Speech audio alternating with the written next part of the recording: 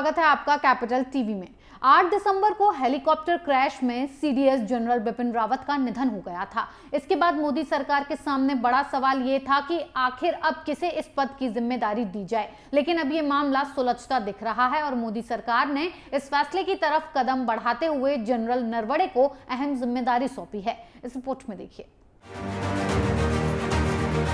Army chief general MM Naravane को मोदी सरकार ने चीफ ऑफ स्टाफ कमेटी के अध्यक्ष का पदभार संभालने का निर्देश दिया है, जिसमें तीनों सेना के प्रमुख शामिल होते हैं। अधिकारियों ने ये जानकारी मीडिया को दी।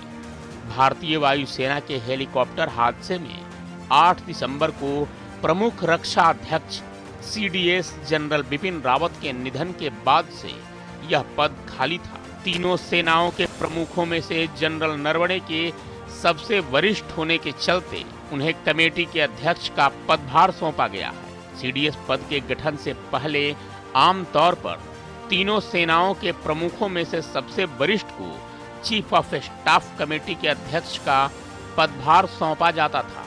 सरकार जल्द ही अगले प्रमुख रक्षा अध्यक्ष सीडीएस की नियुक्ति की प्रक्रिया शुरू करेगी और शीर्ष पद के लिए दौड़ में सबसे आगे सेना प्रमुख जनरल एमएम नरवणे हैं।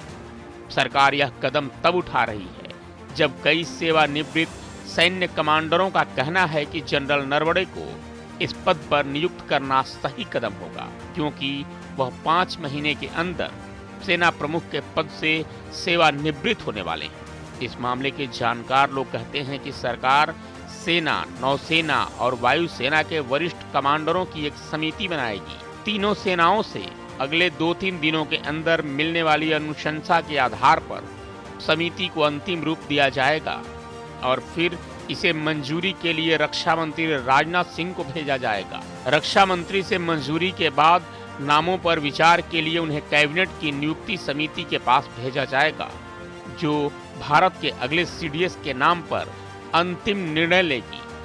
उन्होंने बताया कि chief of integrated defence staff से लेकर चीफ ऑफ स्टाफ कमेटी के अध्यक्ष सीडीएस पद के लिए संभावित उम्मीदवारों की समिति तय करने की प्रक्रिया में कोऑर्डिनेट करेंगे। उन्होंने प्रक्रिया के बारे में बताया कि सरकार सीडीएस की नियुक्ति के लिए उसी प्रोटोकॉल का पालन करेगी जो तीनों सेनाओं के प्रमुखों की नियुक्ति के लिए तय है।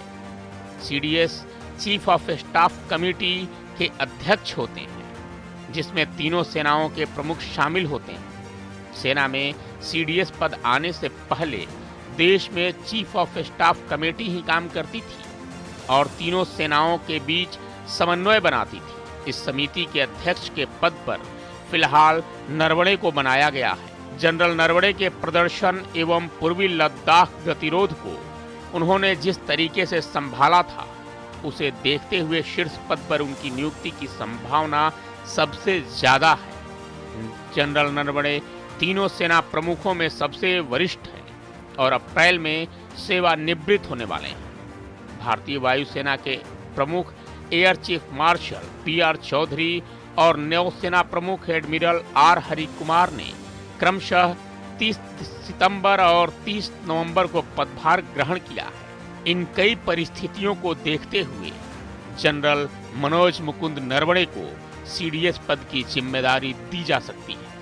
सबसे बड़ी बात कि जनरल नरवणे मोदी सरकार के विश्वसनीय भी रहे हैं। जनरल रावत ने पिछले वर्ष 1 जनवरी को भारत के पहले सीडीएस का पदभार संभाला था, ताकि सेना, नौसेना और भारतीय वायुसेना के कार्यों में समन्वय लाया जा सके और देश की सैन्य क्षमता में बढ़ोतरी की जा सके। लेकिन दुर्भाग्यवश 8 दिसंबर को तमिलनाडु के कुन्नूर में हेलीकॉप्टर क्रैश में जनरल रावत अपनी पत्नी समेत शहीद हो गए थे, जिसमें 13 सैन्य अधिकारी भी शामिल थे। इस खबर में फिलहाल इतना ही। बने रहिए कैपिटल टीवी के साथ। जय हिंद।